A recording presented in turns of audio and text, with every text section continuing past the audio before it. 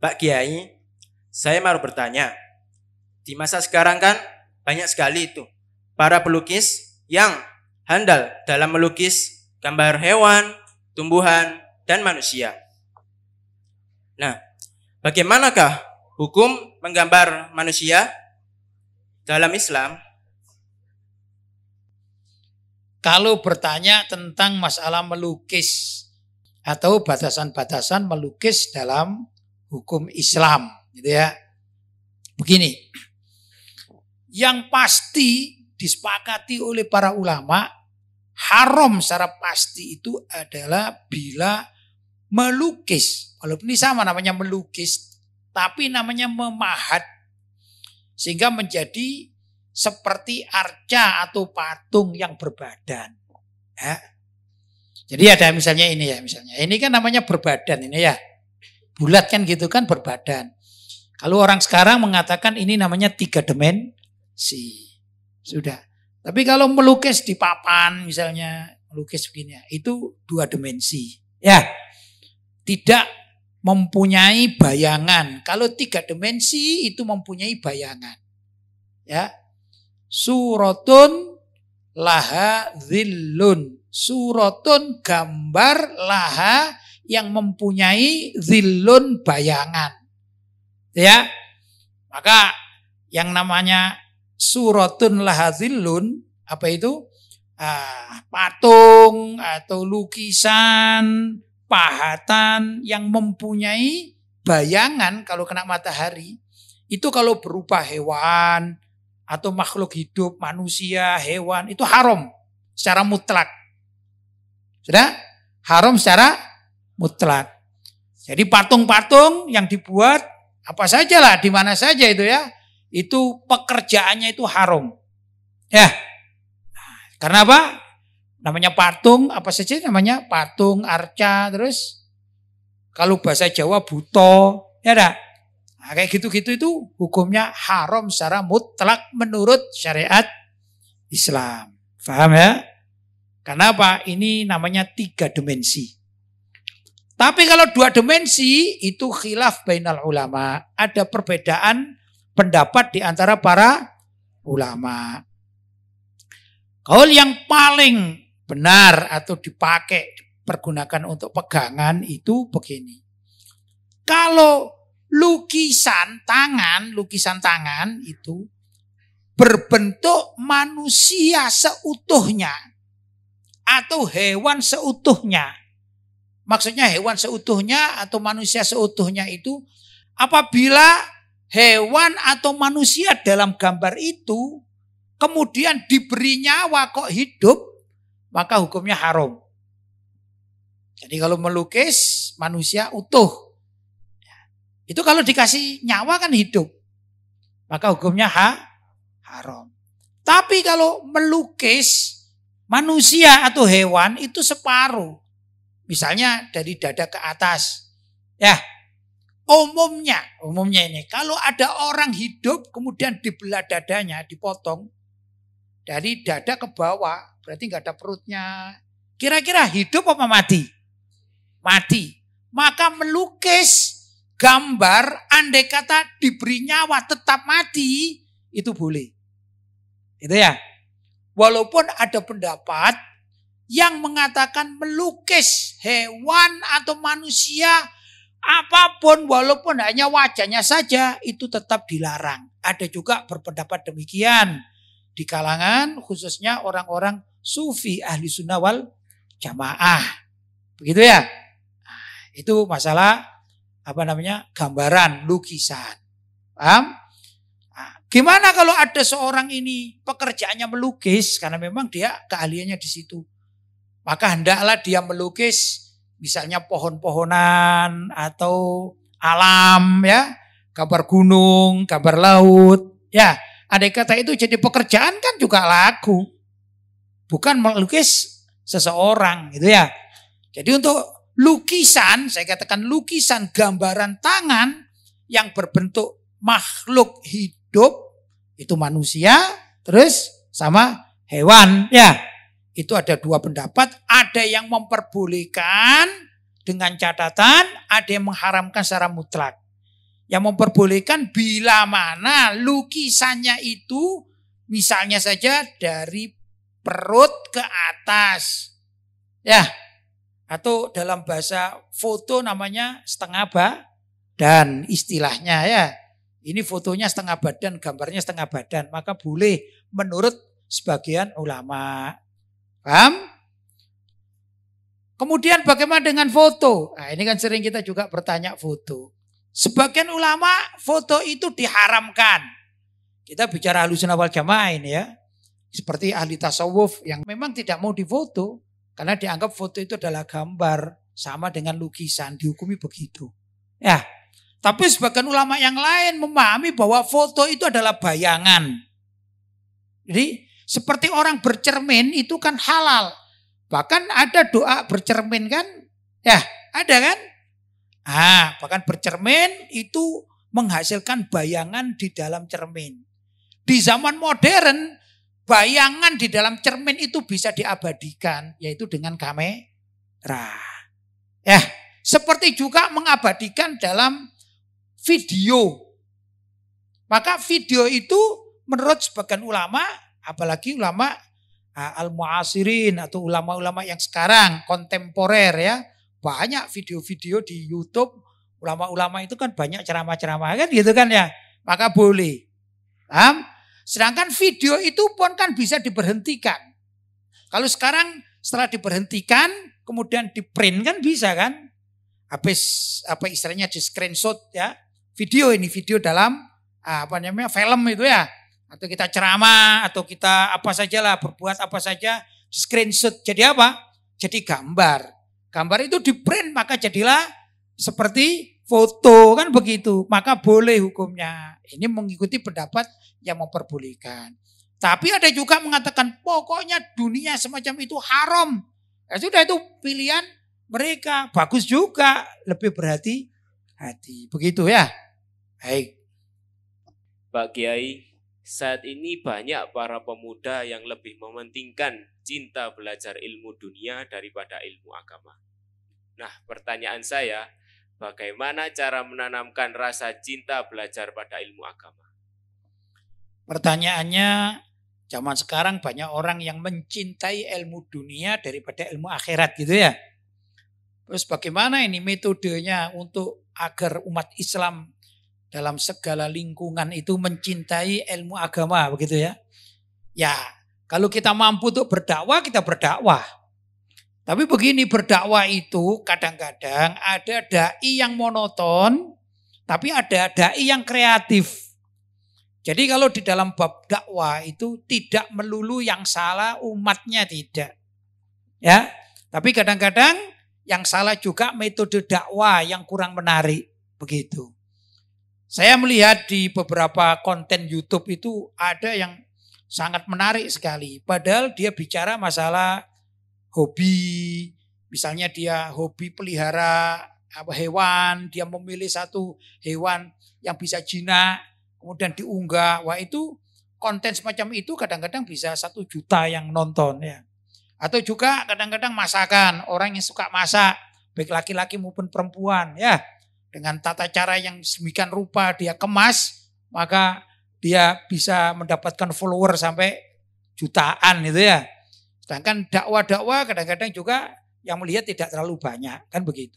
Maka hendaklah seorang dai itu kreatif. Ya. Kita tidak bicara masalah konten ya, tidak bicara, tapi kreatif. Kreatif itu begini. Saya betul-betul salut kepada Ustadz Abdus Somad atau UAS, Profesor Kiai Haji Ustadz Abdus Somad. Nah, itu cara mengemas dakwah yang sangat menarik. Sehingga di mana beliau hadir, maka ribuan orang datang. Kan begitu ya. Di samping itu adalah ma'unah dari Allah SWT, pemberian luar biasa dari Allah SWT. Sebelumnya adalah Kiai Haji Zainuddin MZ yang cara mengemas ceramahnya itu bagus sekali gitu ya. Sehingga dijuluki dai sejuta umat. Nah, begitu ya. Nah, ini adalah cara mengemas. Tapi ya tidak semuanya mampu gitu ya cara mengemas. Kalau misalnya tidak mampu mengemas ceramah seperti Kiai Haji Zainuddin MZ atau seperti Profesor Dr. Ustadz Kiai Haji Abdus Somad. Nah ya, atau UAS, masyhur itu. Kita misalnya tidak mampu tapi kita menyampaikan dakwah. Itu ada cara lain. Kadang-kadang ceramah kita kurang menarik. Kalau dilihat secara umum kurang menarik. Atau tampil kita, para dai ini juga kadang-kadang kurang menarik di hadapan masyarakat.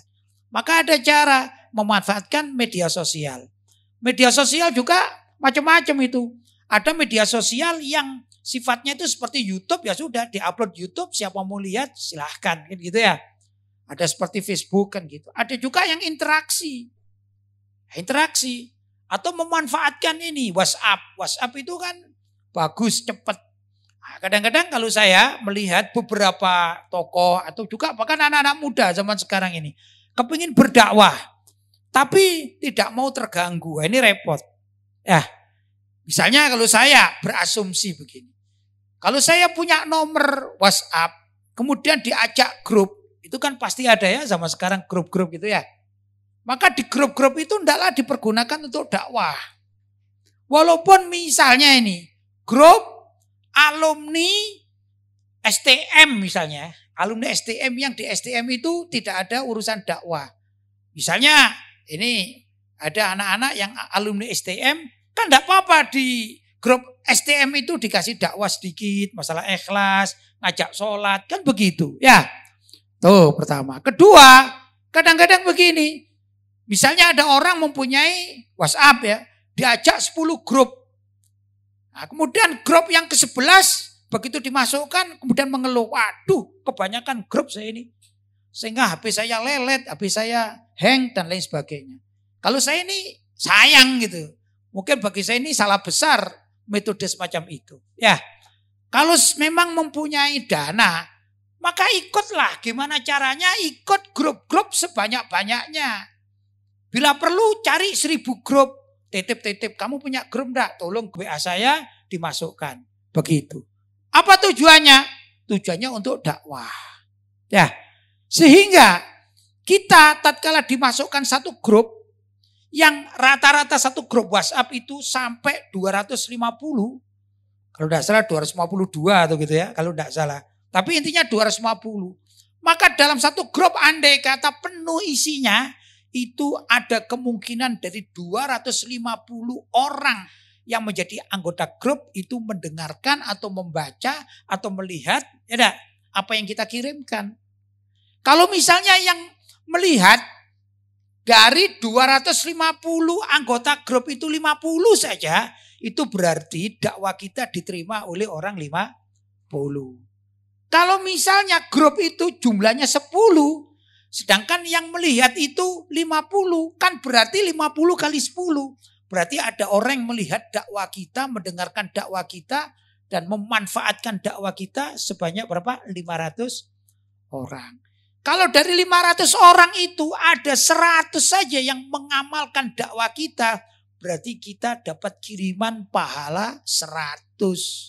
Itu dari 10 grup dan satu grupnya itu 250.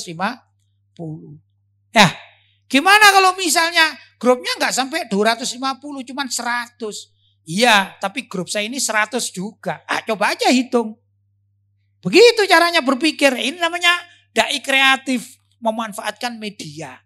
Kalau demikian ya insya Allah bisa mengatasi kekurangan sebagaimana yang ditanyakan. Ya dah. Ya memang masyarakat zaman sekarang semakin semakin dekat dengan kiamat.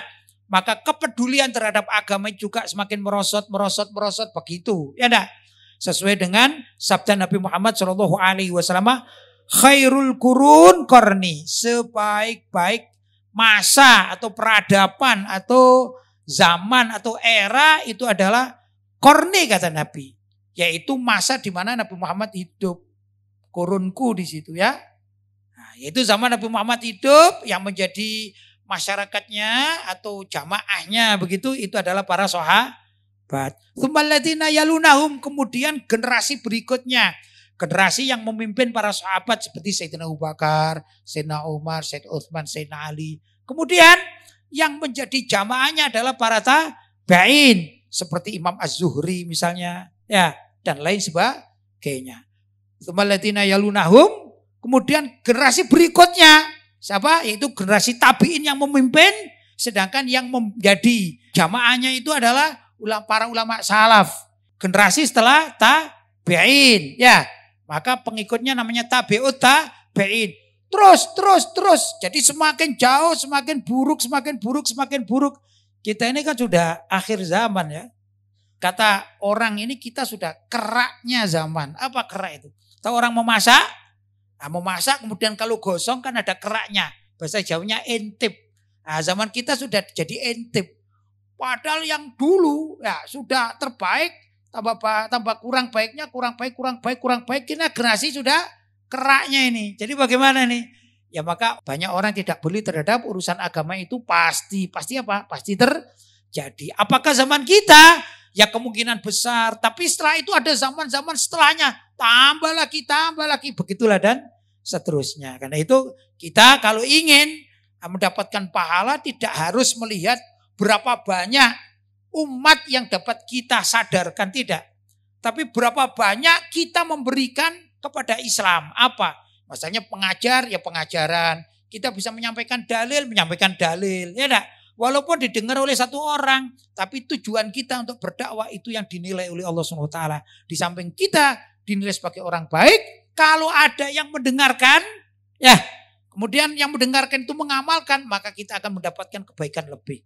Man dalla ala khairin falahu mithlu ajri fa'ilihi. Siapa orang yang menunjukkan kepada suatu kebaikan, termasuk mengajar, berdakwah, mengingatkan, dan apa saja ya.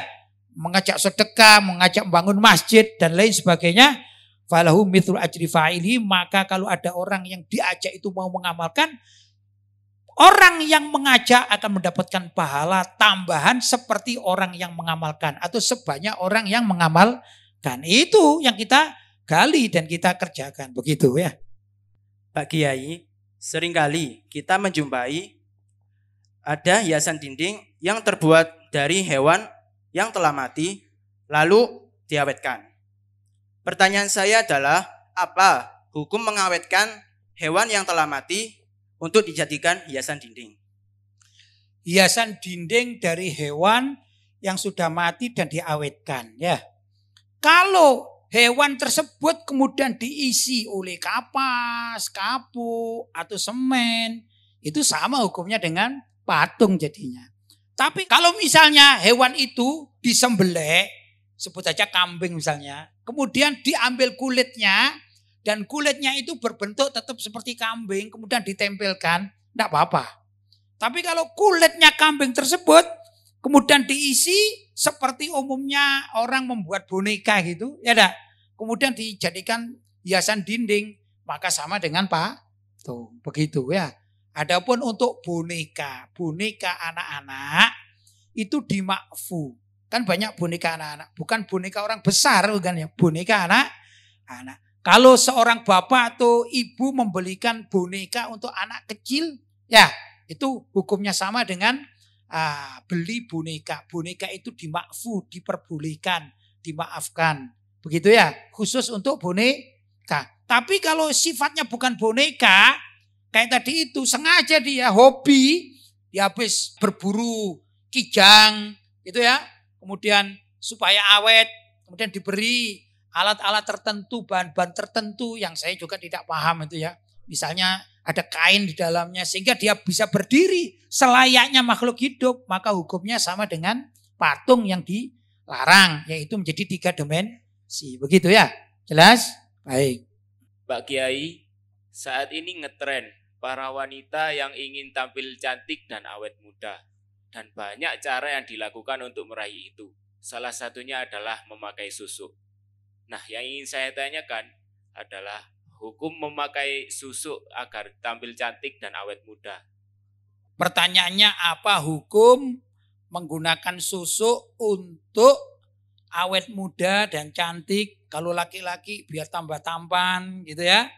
Dan biar laku itu barangkali ya. Itu. Khususnya ini jomblo-jomblo yang belum laku ini ya. Pakai susuk biar laku gitu. Kalau saya mengatakan itu kan tidak alami ya. Kalau tidak alami itu tidak baik begitu. Nah, hukum menggunakan susuk ada 2. Kalau menggunakan susu itu murni untuk pengobatan, maka diperbolehkan oleh para ulama. Bahkan menggunakan susu emas, kalau memang asli untuk pengobatan, dan menurut penelitian ini tidak bisa sembuh kecuali dengan susu emas itu, maka diperbolehkan. Begitu ya, diperbolehkan.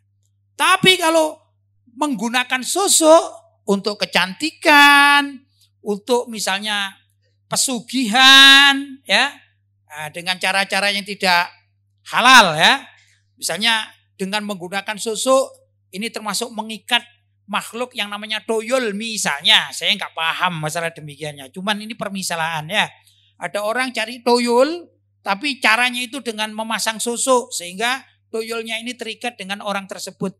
Nah, itu kan bukan untuk pengobatan, tapi untuk pesugihan. Itu satu. Kedua, untuk menarik lawan jenis, yaitu biar cantik, gitu ya. Ada yang saya pernah tahu, enggak nyebut nama, bintang film itu sampai tua dia ini cantik terus. Sampai mati juga masih cantik, ternyata dia menggunakan susu. Nah, semacam demikian ini haram hukumnya, tidak boleh. Ya, jadi ada dua ya, susu kalau untuk pengobatan dan itu dilegalitas oleh dokter yang valid atau dokter yang bonafide, begitu ya. Jadi kalau ada orang memasang susu untuk kecantikan atau menambah daya tarik lawan jenisnya, bahkan juga laki-laki menggunakan susu untuk menarik lawan jenisnya, ya, mungkin karena nggak laku barangkali begitu ya, maka hukumnya haram, tidak boleh. Termasuk juga kalau ada niatan lain selain pengobatan, hanya pengobatan saja diperkenankan dan itu ada, ya.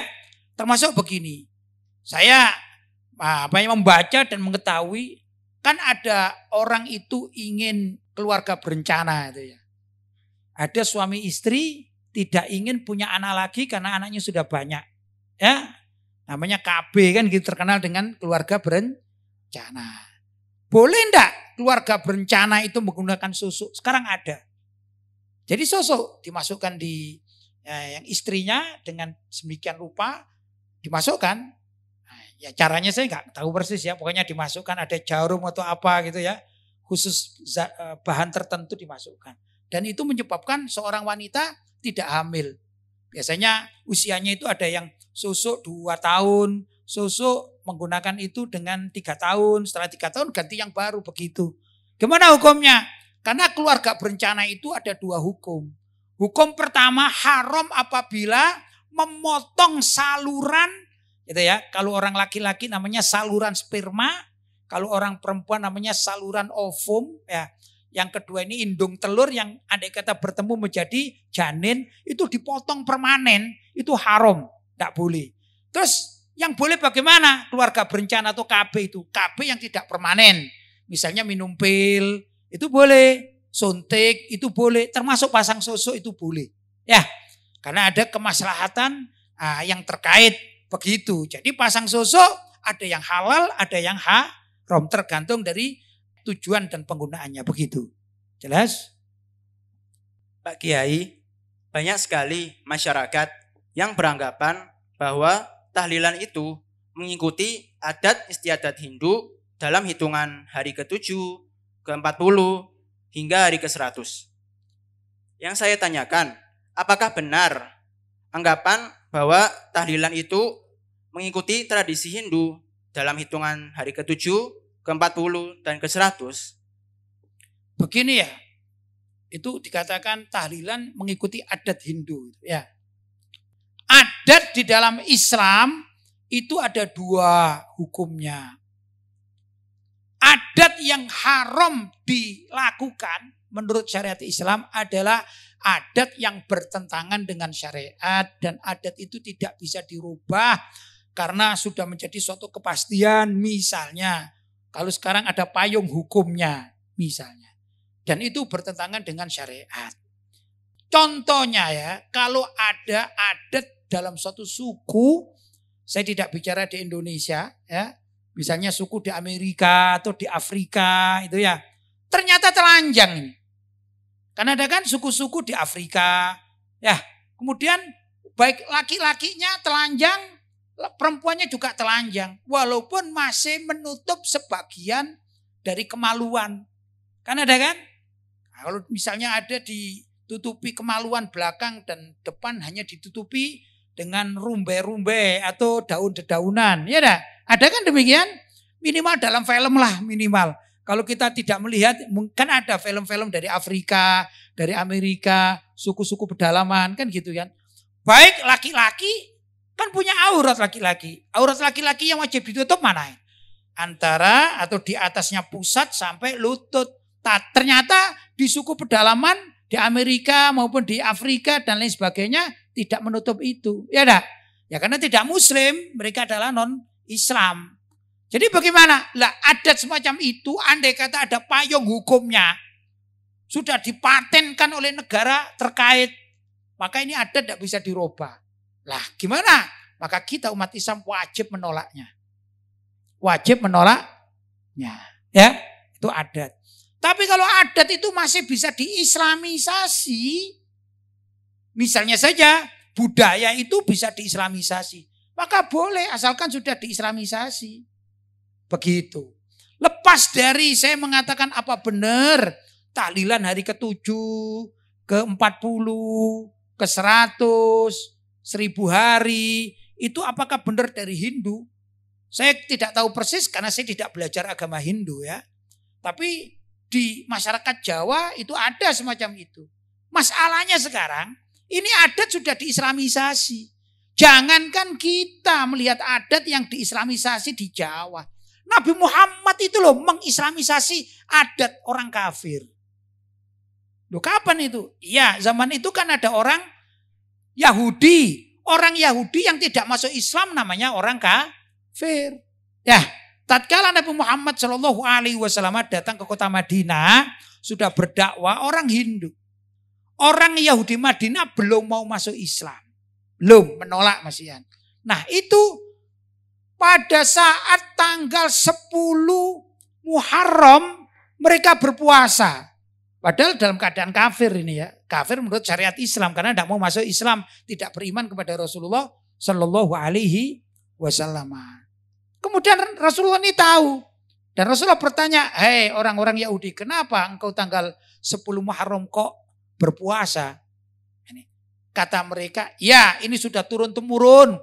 Sejak zaman Nabi Musa diselamatkan dari kejaran Fir'aun dan itu terjadi pada tanggal 10 Muharram. Maka nenek moyang kami berpuasa karena bersyukur kepada Allah SWT. Nenek moyangnya. Zaman itu kan memang umatnya Nabi Musa alaihi salam yang belum menyatakan kekafiran-kekafiran. Ya dah. Nah itu sebagian dari mereka berterima kasih kepada Allah SWT dengan cara berpuasa. Maka Rasulullah mengatakan, kami itu umat Islam. Dan Rasulullah adalah seorang nabi. Termasuk dikatakan saudaranya Nabi Musa. Kami ini lebih utama untuk bersyukur kepada Allah daripada kalian orang Yahudi.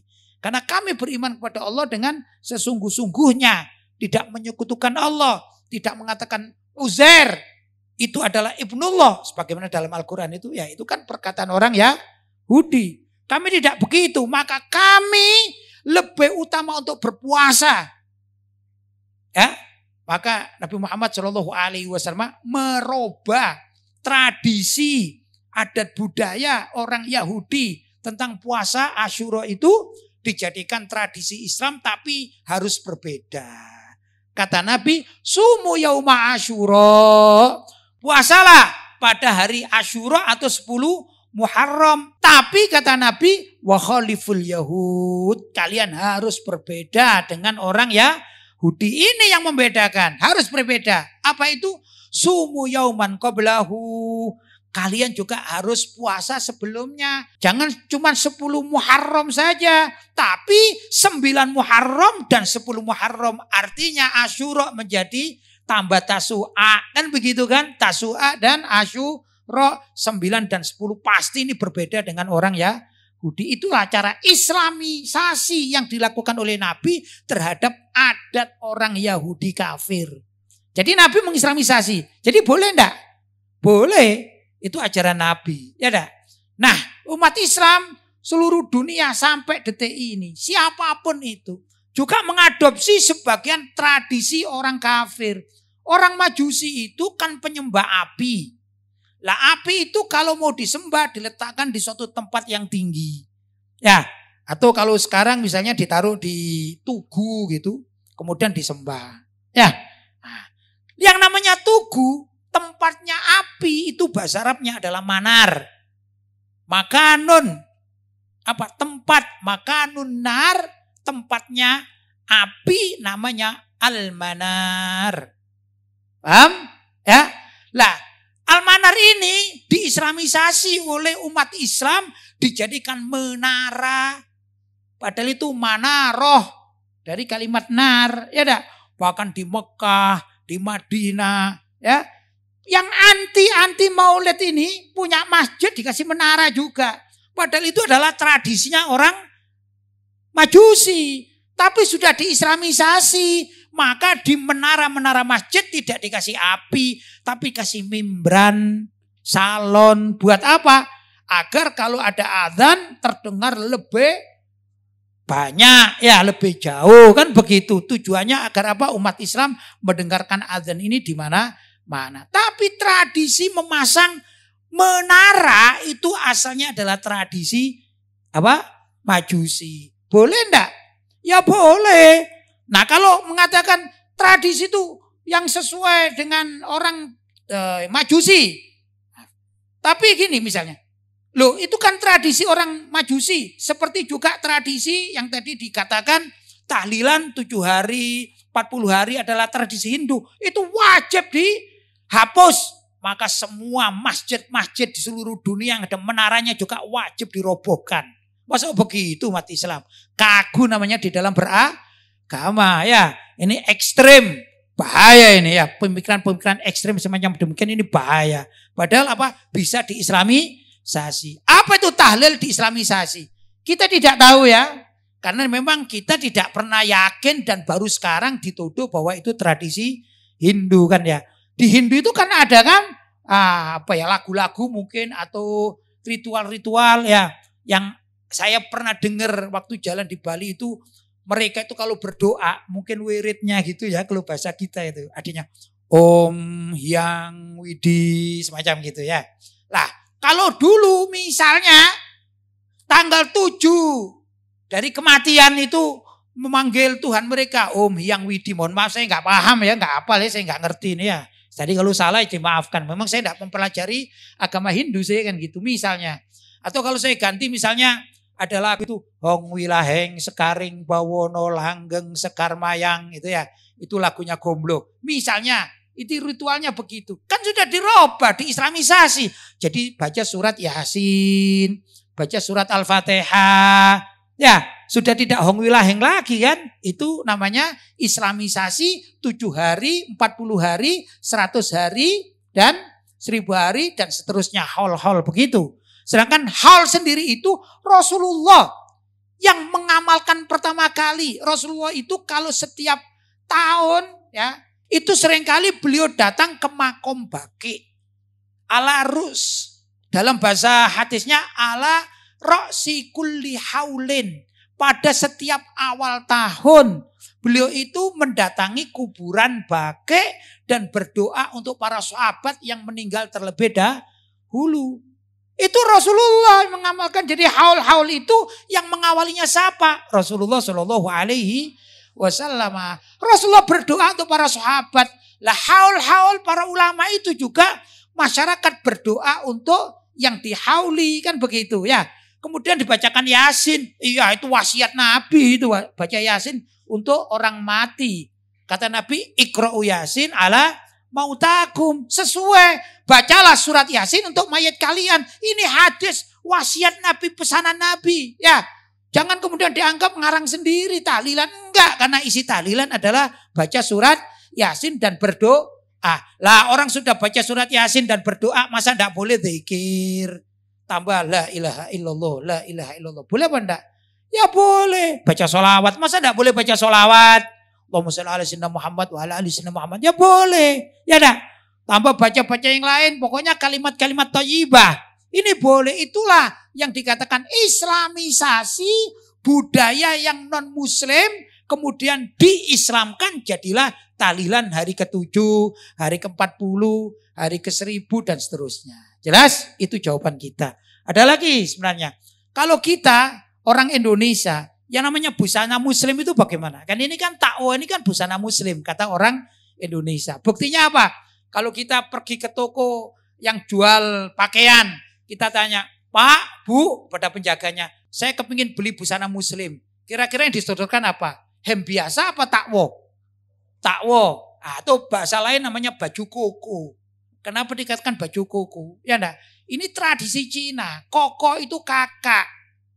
Ya cuma orang Jawa mengatakan koko. Ya enggak tahu lah gimana dulunya. Koko aslinya baju. Ini tradisi aslinya tradisi Cina. Coba kalau kalian itu lihat film Bruce Lee misalnya, pakainya gimana ya kan? Cuman warnanya saja kadang-kadang hitam mereka.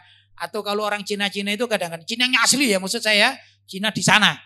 Di Tionghoa sana ya. Cina di mana? Negeri Cina. Kalau kita lihat misalnya film-film Tiongkok, film-film Cina yang asli sana ya, itu kan pakaiannya, bahkan barongsai itu kan pakaiannya seperti gini. Kemudian diislamisasi oleh ulama-ulama Indonesia di warna putih. Karena kalau orang Cina aslinya itu ada yang warna kuning, ada warna merah dan warna hitam.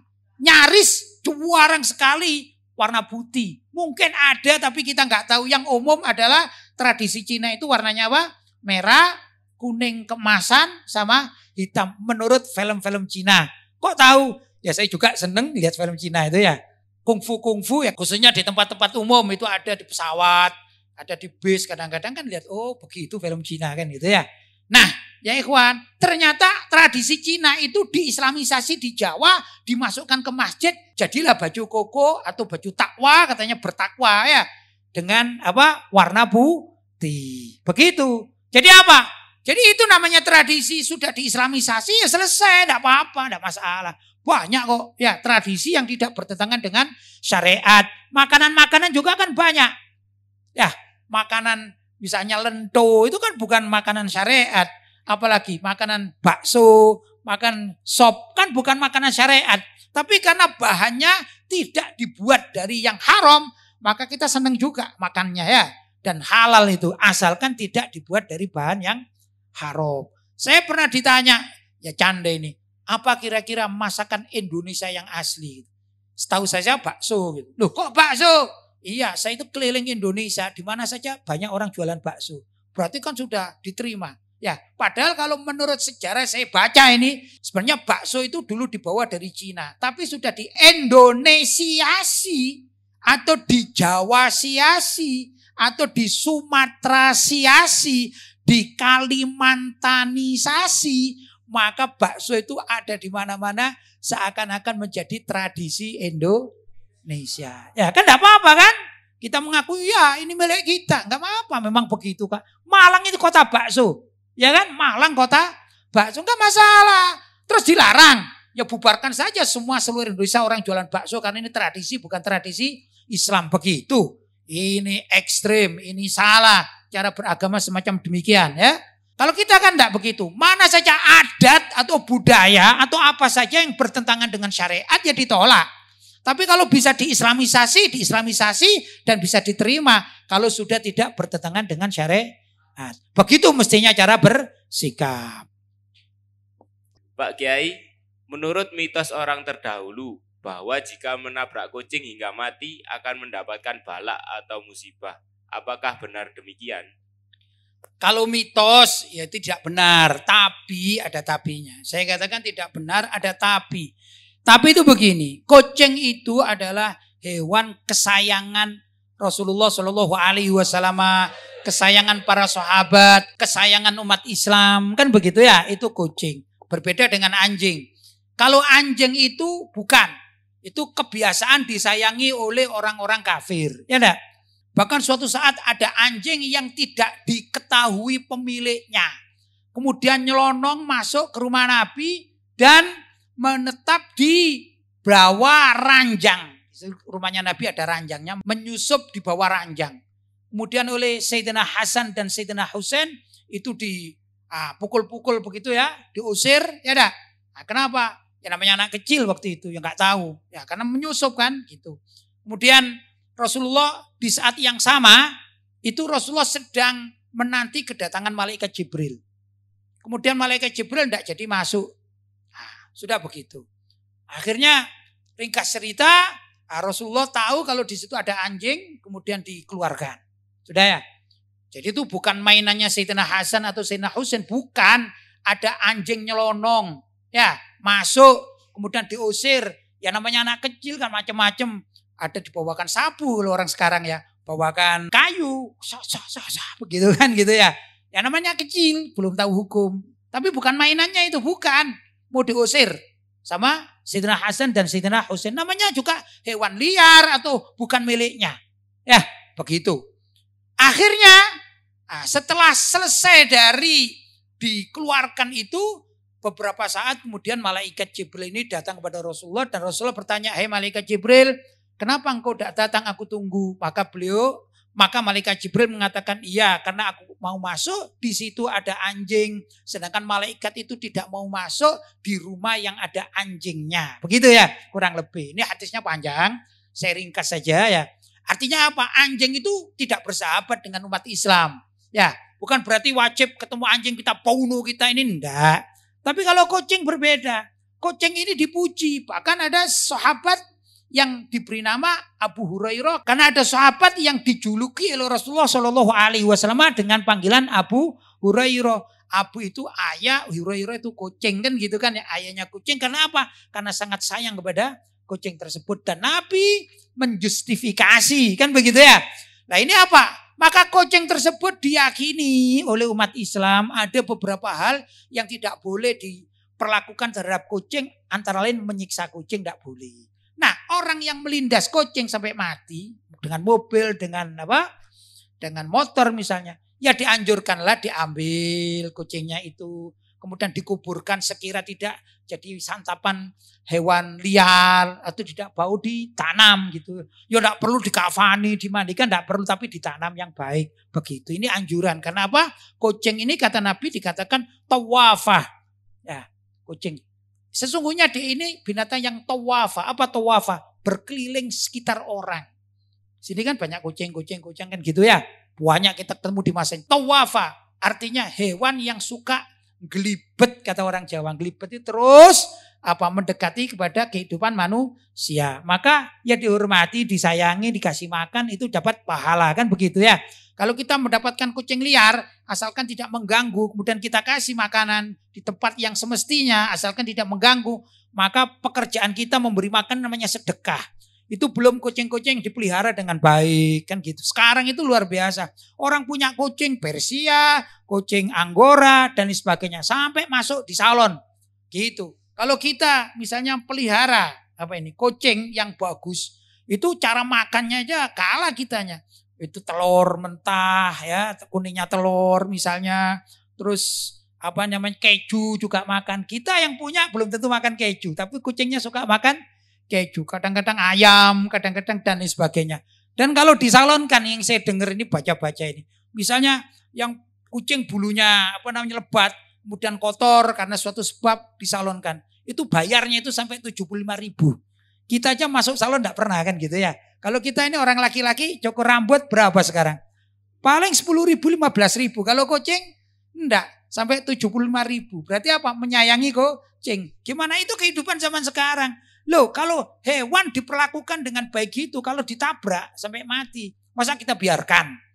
Gitu. Jadi kita ambil, kita tanam, ya sebagaimana layaknya kita menanam sesuatu yang kita sayangi kan gitu ya. Kita muliakan begitu. Itulah yang semestinya harus dilakukan. Kalau mitos, wallahu alam saya tidak yakin mitos itu. Tapi kalau misalnya orang sembarangan, wah ada kucing tabrak, kalau Allah murka.